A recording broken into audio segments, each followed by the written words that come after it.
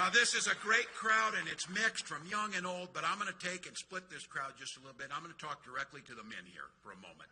For all of you, the women that you love in your life, as you're thinking about this election to them, men, the women that you love and the women that are in here, for them, this election means their lives are literally at stake on how this goes. Donald Trump appointed those Supreme Court justices with the idea they were going to repeal Roe versus Wade, although they lied in their confirmation hearings and said they would not, but they did. He now brags about it. He is glad that my daughter Hope, your daughters, and those loved ones you're thinking about now have fewer rights than their moms did. More than 20 states, including your state, have a Trump abortion ban. He calls those a beautiful thing. A beautiful thing. You saw it right here in Georgia. You know the story. Amber Thurman. Mama, say her name. She would rather, these personal things, she would probably have rather us never heard of her, and she would damn sure, and her family wishes that she were alive and prays for that. But these decisions that were made forced that mother of a 6-year-old boy, she's a medical assistant, dream of becoming a nurse. But after Trump took down Roe, she was forced to wait 20 agonizing hours while septic shock stepped in. She needed the emergency care, but she couldn't get it. Her death was found to be preventable. I say as a parent, as a husband, as an American, as a dad, hell, as a human being, that is just sick and wrong and must stop. And must stop. These stories are happening all across the country. Women like Amber, who should have been making these decisions with healthcare professionals in the privacy of their exam room between them and their family, are now being forced out into the open to make these risky decisions. Women are being turned away at emergency rooms, miscarriaging in parking lots. Survivors of rape and incest being forced to carry those pregnancies. Fertility clinics now under threat from these people because they are not stopping with abortion.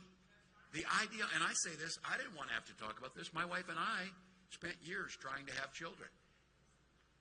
If you haven't been through infertility treatment, it is hell. I guarantee you, though, you know somebody who has. And the ability to access those treatments, to be able to have the family that we so desperately wanted, I will be damned if anyone in this country should be denied the right to have that family.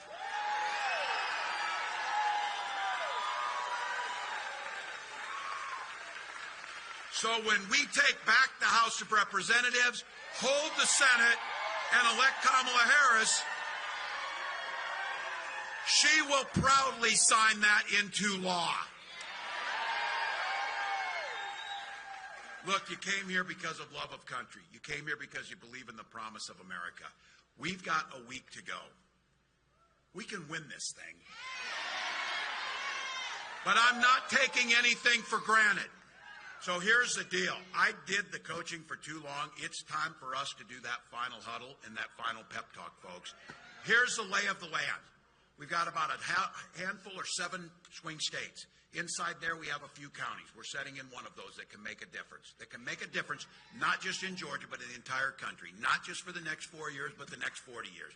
Not just for us, but for future generations. So here's the deal. This is a privilege to be here, to be able to do it. This game is tied. We got 2 minutes on the clock. But here's the good news. We've got the damn ball.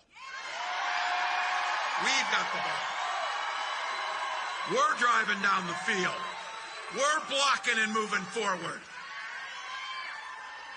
And man, do we have the right team and the right quarterback in Kamala Harris. Now, all you ball players out there know, you get to the 2-minute warning, you're pretty tired.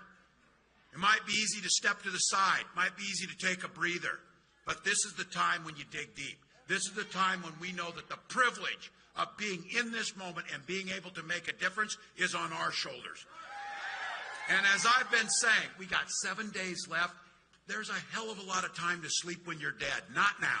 Not now. Not now. So we're going down that field 1 inch at a time, 1 yard at a time. 1 phone call at a time, 1 door knock at a time. 1 vote at a time, and 1 neighbor's vote at a time. So I'm asking you, in Georgia, 1 or 2 votes can make a difference. My God, Georgia, I was asking the other day, we were not in Georgia, but I said, man, what did we win in Georgia by? And somebody said, I don't know, ask Trump. He was looking for those votes. So about 11,400 votes. Let's win by more than 11,400 votes.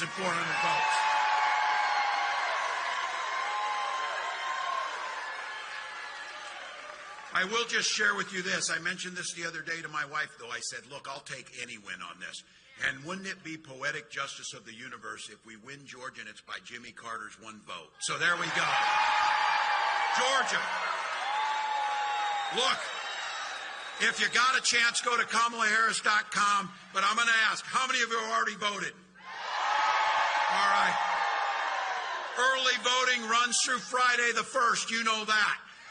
If you've got a vote yet, you need to get in the mail, get it in. Don't wait. If you're voting in person, remember to go. Take that ID. If you don't know where to go, ask somebody in here to go to iwillvote.com/GA. Look, we're leaving it all on the field. I am not waking up on the 6th because I'll tell you what I want is, for some of you who are younger, someday it'll happen to all of us. I want to be sitting on the porch in that rocking chair, and I want some young kid to come up and say, tell us about what you all did in 2024 to save the democracy. And every one of you, when they ask you, what did you do, you're going to say, every damn thing I could.